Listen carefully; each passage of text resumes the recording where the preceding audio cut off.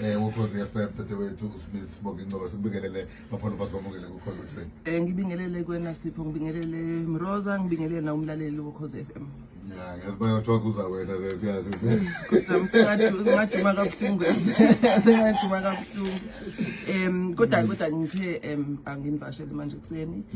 Sizokhuluma ngodaba nje olusabalele nje ku social media naseyindabeni, kodwa ngoba siyazi ukuthi umlaleli umkhathalele uzanele asize sokunikeza iupdate. Uzanele Mbokazi omsakazi wethu wa Sunday eShilo.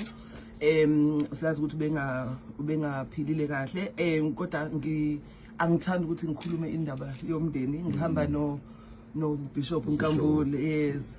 So ngizocela ukuthi kube uyena osinikeze iupdate. Kodwa mhlambe engakangeni kwi-update, mhlawumbe ngidlulise nje amazwi okubonga. Ngiyazi ukuthi abalaleli kade bemgcine emkhulekweni uzanele. Ngithi abaqhubeke, siyabonga kakhulu, nathi la ngaphakathi siyamthandazela kakhulu. Siyamthanda futhi sikhona lana simfisela ukuthi alulame nje ngokusheshsha. Siyabonga kakhulu umphathi. Asibingelele kuBishop, and of course siyabonga kakhulu ukuthi isikhathi uzoba nathi namhlanje sibingelele kuBishop. Siyabonga kakhulu kuwe Sicemeza nakuwe Mroza. Ngiyabingelela futhi nakumphathi Steshi uSibongi. Siyathanda ukumbonga uNkulunkulu noma kunje siphamisela amehlethu siphamisela kuye. Sizokusho ke ukuthi abantu bazi bezwe ngathi bathole first hand information, ngoba sebecalile babuza okunye nokunye ba speculator, sithi abanga speculate bangalokhu becabanga ukuthi kwenze njani. Sithi asisho sikukhiphe bese baleni ukuthi 15 days ago uzanele wagula. Siyasonke ukuthi wagula wayeze emsebenzini, wafike waphatheka wangakwazi ukusebenza.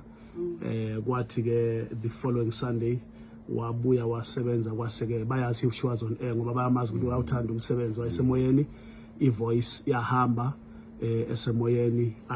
Kwathi ke ngomsombuluko wakhona samthatha sammikisa esibhedlela sawenza ukuchecka ukuthi kwenze njani kahle kahle, ngoba initial makucala bonke abantu bezwa ukuthi wayeshaya isibhobo. Sasikhulekela wasathula sasithi asihlole ukuthi yini engaba semzimbeni enyameni. Sazi sesiyahamba ke siyana esibhedlela. Ungenile ke esibhedlela that last Monday. Ayilo wathi mayefika khona ke abodokotela bamchecka, bamcwaninga, bachecka yonke into, bammixa baze bammixa theater, benza ioperation ukuthi bakwazi ukuthola ukuthi kwenze njani.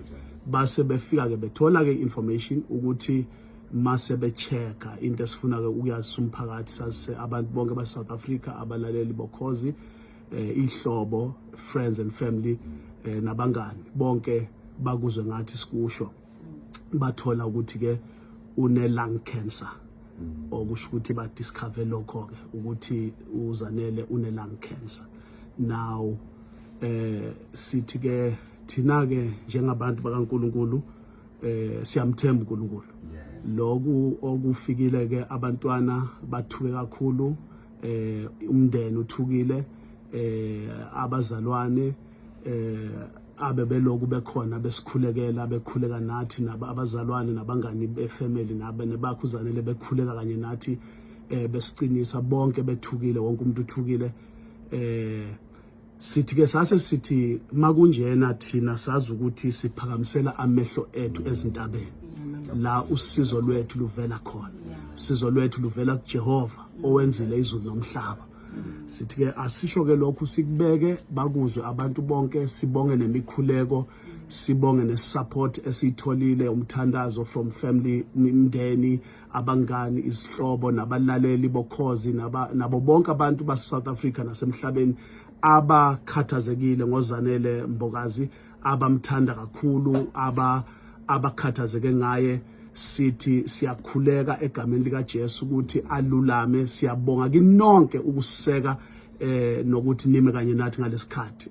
Engifuna ke futhi ukusho ukuthi sibonga amabandla nje, angikwazi ukuwabalula ngamanye namanye amabandla nabefundisi baphuma bangena bafona bemhlola esibhedlela, abanye baflyer from different parts of this country beza bazomhlola balethe umkhuleko. Sithi siyabonga, sicela ke nichubeke nikhuleke na kuyifamily yakhe enkulu ayithanda kakhulu eyaseShilo, khona la ikhola ukhosini. Sithi abanye sizwile ukuthi sebakhe ama prayer groups, abanye sebathandaza abomama bayathandaza bamthandazela basenda ama message bekhuleka imikhuleko eminingi siyabonga siphakamisa izandla sisiphakamisela uNkulunkulu sithi siyabonga okugcina ke ngifuna ukusho ukuthi kumcwa kakhulu ukuthi ngisho ukuthi sichubeke sithandaze sicele emphakathini wonke sicele ezweni lonke sicele nakuma media houses ukuthi le statement esisikhiphayo yi statement lesi esi official siyacela ukuthi yona information esoyikhipha siyacela ukuthi banike ifamily iprivacy ukuthi ifamily idile nalesimo ebhekene naso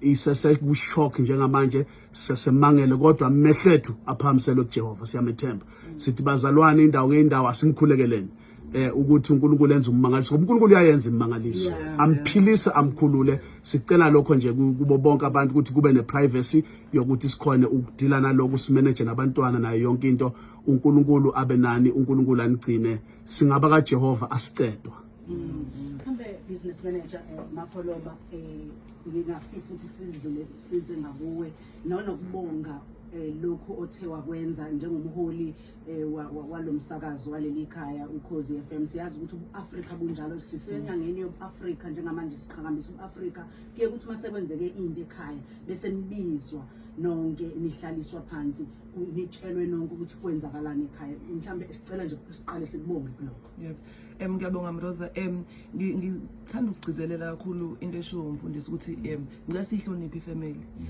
ngiyazi ukuthi kwesinye isikhathi it's tempting ukuthi singene ku social media sispekulate sibhale izinto kodwa umndeni usubikile ukuthi kwenzakalani bayicela iprivacy ngicela sikuhloniphe lokho singenza ama speculations sakhe istory ku social media uma isimo sikanje kubalekile ngempela ukuthi abantu sibaseke futhi sikwazi ukuthi sibathumele imikhuleko ukuthi bakwazi baqine badlule entweni kanje bengadili nezinye izinto ezingekho around situation so ngiyacela ukuthi sibahloniphe njengoba bacela iprivacy futhi singa speculate ku social media I think umbishop usefikile wayisho indaba njengoba injalo akukho okunye okushodayo lana I think siyabonga kakhulu ukuthi nize nizosicacisela ngiyabonga kakhulu akukho okunye okushodayo kulo ngushilo engingakeda ukuthi i-information bazoyithola epagini lika Zanele Mbokazi on social media platforms baphinde bathole i-statement sengisho abazofuna i-statement information whether it's ama media houses